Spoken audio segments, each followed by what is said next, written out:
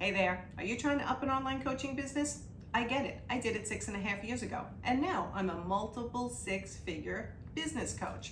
And so happy about it. I have the life-work balance that I want, just like you're trying to achieve. So let's get started. Who am I? I'm Nancy Ganzekaufer. I'm a life and business coach and a body language trainer, and I am here to teach you how to become a profitable coach, because that's what I love to do. Help people become profitable and have the work-life balance that they are striving for. So let's get started.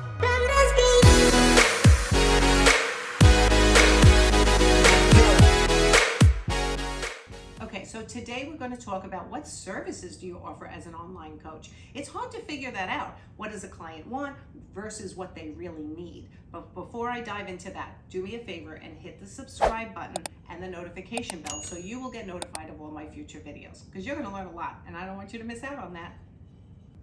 So one of the hardest things to figure out is what to offer as a coach. I remember in the beginning being so confused and everyone telling me, or all the coaches I was following online saying, just start a group or write a course because that's instant money, passive income. That's what everyone tells you, passive income. Create a course and just let it sell. But that doesn't really work very well when you don't have a following. So there are different stages of coaching. To figure out what to offer, you have to consider the stages of a coaching business. In the beginning stage, you're really getting to know what you know intellectually and what you can teach other people and what's actually valuable and moves them towards their goals. So first, I want you to figure out, who are you trying to help and what are their goals and can you help them with that? Let's figure that out first, or at least what we think that's going to be. And then I say, start out with one-on-one clients. Just start trying to help one person at a time so you can figure out how they learn, what they actually need to know, and how you're going to get them to the goals they're trying to achieve.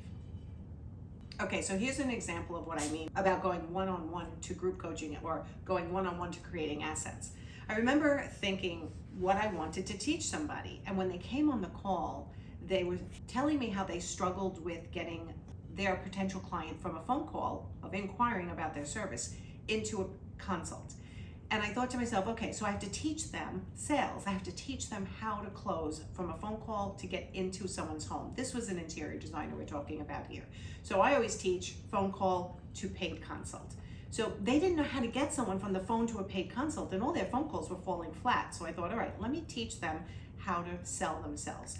That was how I created my very first sales script that I call the Desire Sales Formula. And when I tell you, I still use that 6 years later, and I teach all my clients that, and they are amazed by how it works. I take them from having a closing rate of 0 to 20%, all the way up to having a closing rate of 70 to 80%. What is a closing rate? It's when you successfully get someone from a phone call into your paid program, whatever it is. So I created the Desire Sales Formula from a phone call with a one-on-one client, which is why it's so important in my book for you as a coach to start out coaching one-on-one and learn what your clients actually need from you as opposed to trying to guess. So here's the thing. You don't know what you need to create that your clients need. So working with them one-on-one will help you figure that out, and it's invaluable to your coaching business going forward. When you figure out what they actually need from you, you create an asset, you create a lesson, and that starts building your entire business. So I started to talk about the different phases of coaching, but for me, let me explain what happened.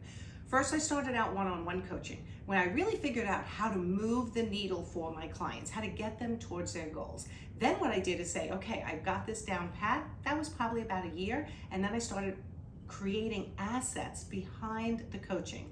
In other words, is there a form or a template or a lesson specific to what the person was struggling with? Let me start recording lessons outside of my one-on-one coaching so I could start developing a library, so to speak, of training. So that's what I was doing while I was coaching one-on-one. And then I started figuring out, boy, I think I can create a group. And that's what I did. I created a group that I could, small group is how I started, where I could train 8 to 10 people for one of me in the same hour to hour and a half. So that progression made a lot of sense. One-on-one, creating assets in the background that were helping my one-on-one clients, which by the way is the beginning of a membership site perhaps, or an online course, and then I started group coaching. So you have to figure out what is your path, what makes sense for you. But I will tell you, there's really no quick fixes. Don't believe anyone who says, oh, just create a course and start selling it and you'll be a millionaire, because it really doesn't work that way. So the last point I really want to make here is, once you progress past one-on-ones and possibly get to this level, which you should get to the level if you're paying attention to what I'm teaching you, to the group and a membership site, this is where you're going to make your most money. Because obviously, if you have a membership site, your lessons are all sitting there, people are going in, and I have an incredible membership site with probably over 150 trainings, templates, and scripts at this point that help my clients. So the membership site can be sold without you involved because it's lessons that you've already created. And then a group coaching program, if you think about it, people are paying to come to a group and you're spending an hour or an hour and a half with 5 people, 10 people, sometimes up to 200 or more people. So obviously when it comes to your profitability, this is a good path to be striving towards. Okay, so I know I've gone over a lot here and it can get confusing, but remember, hit the notification bell so you'll get notified of future videos. I want you to learn to be a profitable business owner. That's what it's all about for me. When I reviewed my videos, making this video, I realized I wanted to give you one more tip. Guess what it is? Start a Facebook group. Start a Facebook group of your ideal clients. So the Interior Design Business Forum is my group of over 8,800 interior designers. That's my warm audience. Then I have the Coaching Hotspot, which is for coaches and consultants like you to join so I can teach in there and make you realize that I'm the expert in this field, and if you're ever struggling, you can reach out to me. So my final tip is start a Facebook group of your ideal clients and continue to grow that so that you'll always have a spot for your offers and you'll always have a spot where you can feel good helping other people.